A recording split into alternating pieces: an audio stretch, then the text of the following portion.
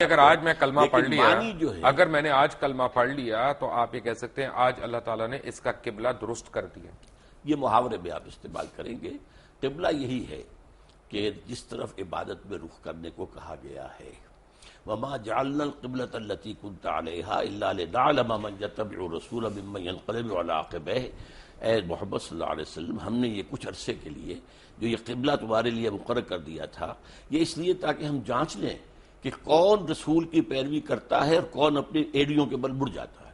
کیونکہ عرب کے لوگوں کے لیے جو امیین تھے، بنی اسماعیل، ان کے لیے تو قبلہ جو ہے یہ بیت المقدس، تو وہ جانتے ہی نہیں تھے کس بلا کا نام ہے، وہ تو کعبے کو جانتے تھے۔ اب ظاہر بات ہے مہاجرین جتنے آئے تھے مکے سے مدینے، ان کی جو محبت تھی خانہ کعبہ کے ساتھ، وہ تو ان کی گویا کہ وہ تو آبائی جو ہے ان کا ایک عشق چل رہا تھا۔ تو وہ اب اس میں امتحان لیا ہے کہ آیا رسول کے حکم سے اب کیا ہو رہا ہے۔ جب حضور مکے میں ہوتے تھے تو آپ ایسے کھڑے ہوتے تھے نماز پڑھنے کے لیے کہ خانہ کعبہ بھی سامنے اور بیت المقدس بھی سامنے۔ اس کو کہتے ہیں استقبال القبلتین، بیک وقت دو قبلوں کی طرف رخ ہو جانا۔ ٹھیک ہے، اب مدینے آ گئے، جیسے اب مدینہ درمیان میں ہے۔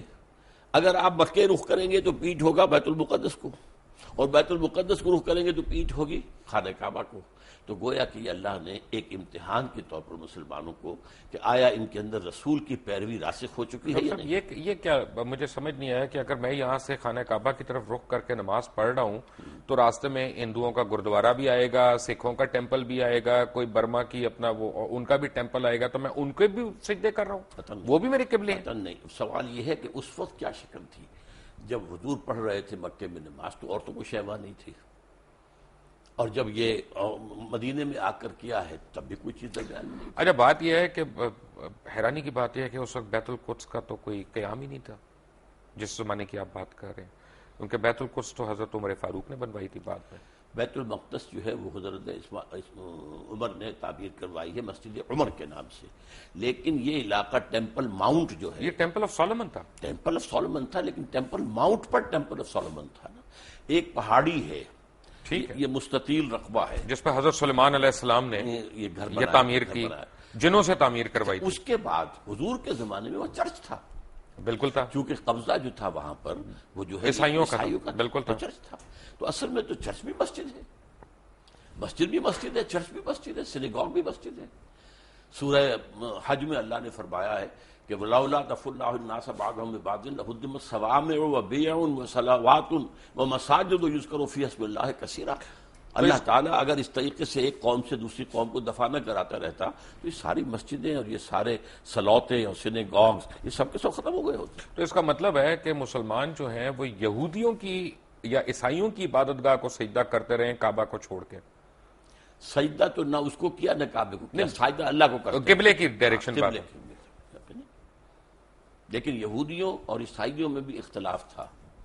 ایک مشرق کی طرف جب وہ خود ٹیمپل آف سولومن کے اندر عبادت یعنی کرتے مسلمان خانہ کعبہ کو چھوڑ کے یہودیوں اور عیسائیوں کی عبادت گاہ کو سجدہ کرتے رہے، اس کو سجدہ نہیں کرتے رہے، اس رخ میں۔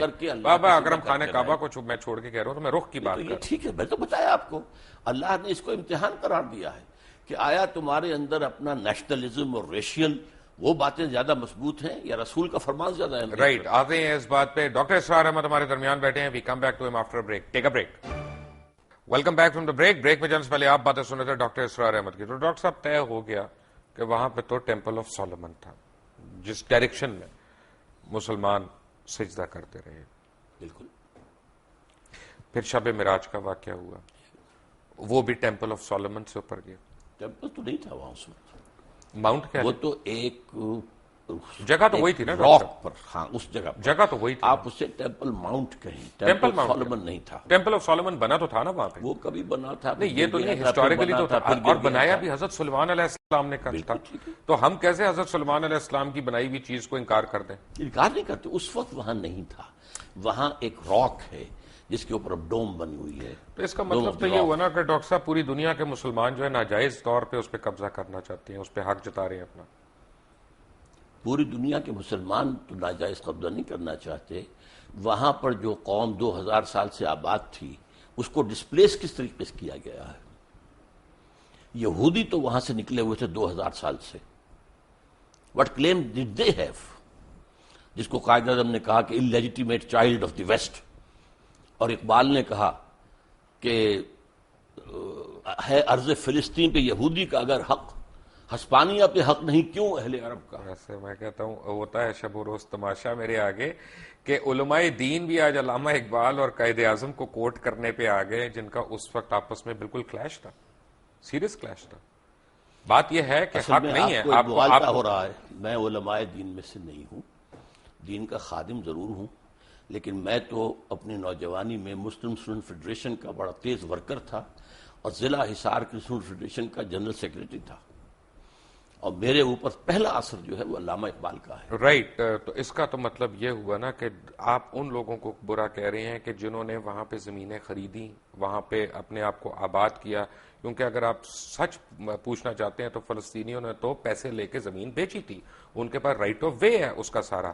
آپ کس طرح ان کو ڈسپلیسمنٹ کی بات کر رہے ہیں؟ رائٹ آف وے نہیں تھا ان کا، اس لیے کہ جب ہینڈ اوور کیا ہے یروشلم عیسائیوں نے حضرت عمر کو، تو جو انہوں نے ڈکٹیٹ کرائیں گی ٹرمز، ان میں سے ایک یہ تھی کہ آپ یہاں یہودیوں کو آباد نہیں ہونے دیں گے. یہ ایک معاہدہ تھا حضرت عمر کا اور اس وقت کے عیسائیوں کا. حضرت عمر نے رعایت یہ برتوائی تھی کہ ٹھیک ہے یہودی یہاں آ سکتے ہیں to visit their holy places, لیکن یہاں وہ کوئی زمین نہیں خریدیں گے، کوئی مکان نہیں خریدیں گے، جائیداد نہیں خریدیں گے، سیٹل نہیں کریں گے. اچھا یہاں پہ پتہ ہے، فرض کریں آج ہم ایک مناظرہ کرتے ہیں اسرائیل والوں سے اور ان سے کہتے ہیں کہ جی یہ تم ہمیں دے دو یروشلم، کیونکہ ہمارا اس پہ رائٹ ہے، حضرت عمر فاروق کا بھی اس پہ معاہدہ ہوا تھا اور وہ ہمیں دے دیتے ہیں کہ جی ہم تم سے پہلے تھے یہاں پہ، ٹھیک ہے. تو خانہ کعبہ میں بھی تو 300 بت تھے نا، خانہ کعبہ میں بھی ہم سے پہلے کفار تھے. اگر وہ کل آ جائیں اپنی فردیں نکال کے کہ جناب اب اس کا جو ہے نا وہ ہمارے نام کر دیں رجسٹری، تو ہم دے دیں گے ان کو. یہ آپ ایک ایسی بات کر رہے ہیں جس کا کوئی امکان نہیں. وہ سب کے سب اسلام لے آئے تھے، ان کے باقیات تو کوئی ہے ہی نہیں. وہ لوگ جو تھے مشرکین مکہ کہاں رہ گئے؟ ہم نے بھی تو ڈسپلیس کیا نا. نہیں، کہاں ڈسپلیس کیا؟ ڈسپلیس وہی کے وہی مدینہ تو شہر ہی یہودیوں کا تھا. یہودیوں کو ڈسپلیس کیا کیوں کیا؟ انہوں نے معاہدوں کی خلاف ورزی کی. ہم نے ان کو ڈسپلیس کیا پہلے، اگر 1400 سال کے بعد انہوں نے ہمیں ڈسپلیس کر دیا تو کون سی برائی ہوئی؟ انہوں نے معاہدوں کی خلاف ورزی کی، اس کی سزا کے طور پر انہیں ڈسپلیس کیا گیا. حضور صلی اللہ علیہ وسلم نے مدینے جاتے ہی پہلے 6 مہینے میں جو کام کیے ہیں آپ نے، 6 months اور 3 کام کیے. نمبر 1 مسجد نبوی کی تعمیر، نمبر 2 یہودیوں کے ساتھ معاہدہ کر کے جکڑ لیا کہ اگر ہم پر حملہ ہوگا مدینے پر تو جوائنٹ ڈیفنس کریں گے ہم مل کر، اور نمبر 3 مہاجرین اور انصار کی آپس میں مواخات. یہ 3 کام. لیکن اس کے بعد یہودیوں نے آنر کیا اور مسلمانوں نے آنر نہیں کیا. جب اپنا کروسیڈ شروع ہوئی ہے یروشلم کے اوپر عیسائیوں نے حملہ کیا تو انہوں نے مسلمانوں سے زیادہ تعداد میں یہودیوں کو قتل کیا. عیسائیوں نے مارا نا، عیسائیوں نے مارا. آپ نے ان کو سپورٹ نہیں کیا، آپ نے یہودیوں کی ایگزٹ کلوز وہاں پہ لے لی اپنے. تو آپ نے خود بیان کی تھی نا کہ آپ نے ڈسپلیس کیا انہیں. ہم نے ڈسپلیس کیا. کیوں کیا؟ کس لیے کیا؟ کہ انہوں نے خلاف ورزی کی. کوئی خلاف ورزی نہیں کی. اب آپ کی تو ڈاکٹر صاحب یہ تو مجھے بتائیں نا کون کیا تھا اس کی خلاف ورزی کی؟ معاہدے تو ہم نے بھی کئی خلاف ورزیاں کی ہیں. اب یہ تو خیر زرداری صاحب. عبداللہ بن ابی تو مسلمان تھا، عبداللہ بن ابی یہودی تو نہیں تھا. تو اسے کیا کہا ہے؟ نہیں، اس نے کافی منافق نہیں تھا، منافقوں کا سردار نہیں تھا. لیکن اس کو کیا کیا؟ ہم سے بڑا منافق کون ہے دنیا میں؟ ہے، لیکن یہ کہ اس کو کیا کیا حضور نے؟ قتل کیا، اس کو مارا نہیں. اس کی نماز جنازہ نہیں پڑھائی. پڑھائی کون کہتا نہیں پڑھائی؟ اللہ تعالیٰ کا پھر حکم، اللہ تعالیٰ نے پھر کہا کہ یہ اچھا نہیں کیا. بعد میں کہا. ٹھیک ہے، اسی لیے تو آپ سے میں پوچھ رہا ہوں. ہاں، اسی لیے تو آپ سے میں پوچھ رہا ہوں. پوچھنے کے رکھیے گا.